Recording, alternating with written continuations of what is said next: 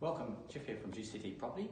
Today we're discussing rental yields. So this is a very important figure if you're looking to buy property, whether it's to own your own home and eventually rent it out, or buying the property as a standout investment property. Rental yield is quite often calculated as a return on the property, and we need to know that number very well and understand whether that's a gross figure or a net figure. So like our income, we get paid a gross income, less the tax, it's the net income that we have to spend. Same with rental yields. You need to be aware what a gross figure is and what the net figure is, because the net figure that we actually is what's going to cost us to pay per week. So today's an explainer video on how to calculate that. So using a generic example, a property looking at purchasing worth about $400,000 with a weekly rent of about $400 per week. So a gross yield, we would multiply that figure by 52 weeks. So that's $20,800 per rental income per year. And the purchase price, so we divide that figure by the purchase price of $400,000, and we'll get a rental figure, a yield figure, of around 5%. But that's the gross figure. As we know with property, there's expenses related to holding onto that property.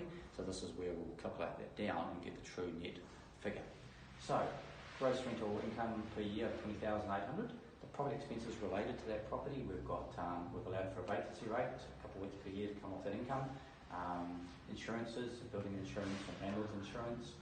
We've allowed for repairs and maintenance. Please bear in mind these are generic numbers and they'll vary depending on whether it's an older property or a new property. But just to give you some idea of how to calculate the strategy, we've got management fees. So this is the property manager that would list the property for rent, select the tenants, control the income and expenses on the property. So their annual figure in this case would be about $1,791 per year. So the net income after all the expenses, we've gone from $20,800 down to $17,178.49. So we divide that figure by the purchase price and we get a net rental figure of 4.3%. So this gives us the true cost. So if we're looking to purchase a house, the difference between the gross figure and the net figure is normally not too far apart, within about 1%. However, if there's some unique properties for things like apartments where they have a high body corporate, or holiday renting type properties where there might be cleaning costs and all those other associated costs, they quite often advertise at a very good high rental yield, but please be aware that that doesn't take all the costs involved, and it can significantly reduce the income of that property. So the first question to ask, if you see a property and get all excited by the high yield, which is fantastic, ask, is that a gross figure or is it a net figure? Can you please tell me what the expenses are of holding on to that property? And if the property specialist or the agent can't tell you those figures, you really need to go away and calculate those on your own behalf to get the true net figure.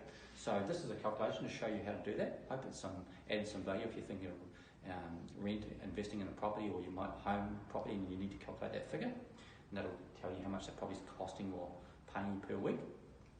Please drop a comment in the section below, and I'm happy to send you a PDF version how to calculate this rental yield, or even better, give me a call and give me some figures and I'll happily do that for you.